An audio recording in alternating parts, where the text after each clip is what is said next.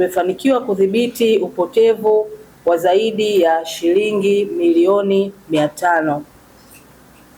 Udhibiti huu umefanyika baada ya kupokea taarifa za uwepo wa baadhi ya wafanyabiashara wasiolipa ushuru wa huduma, yaani service levy, ambapo ushuru huu hutozwa kwa wafanyabiashara kulingana na mauzo yao ya mwaka kwa mujibu wa Sheria ya Fedha za Serikali za Mitaa sura namba 290.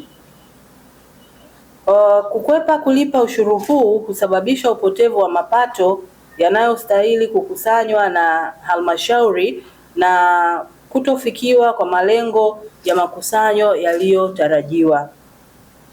Baada ya TAKUKURU Kinondoni kufanya ufuatiliaji na kuwataka wafanyabiashara kulipa ushuru wa huduma wanayodaiwa kupitia control number za halmashauri ya manispaa ya Kinondoni, wafanyabiashara hao walianza kulipa fedha hizo.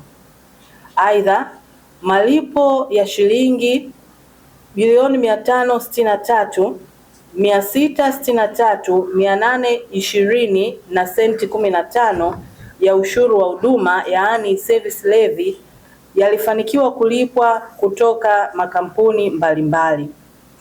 Na zoezi hili litakuwa ni zoezi endelevu, kwa maana ya kwamba kila mmoja anapaswa kulipa ushuru. Kwa upande wa ufuatiliaji, tumeweza kufanya ufuatiliaji wa matumizi ya fedha za utekelezaji wa miradi ya maendeleo katika manispaa yetu ya Kinondoni.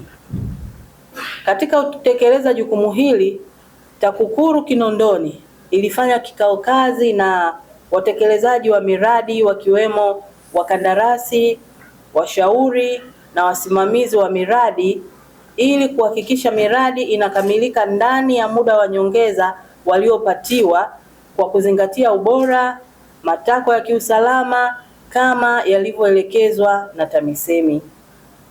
Vikao hivyo viliitishwa baada ya TAKUKURU kubaini uwepo wa ongezeko la muda wa utekelezaji wa miradi kutokana na sababu mbalimbali, ikiwemo mabadiliko ya michoro na mahitaji mapya yaliyoendana na matakwa ya kiusalama kama ilivyoainishwa na TAMISEMI.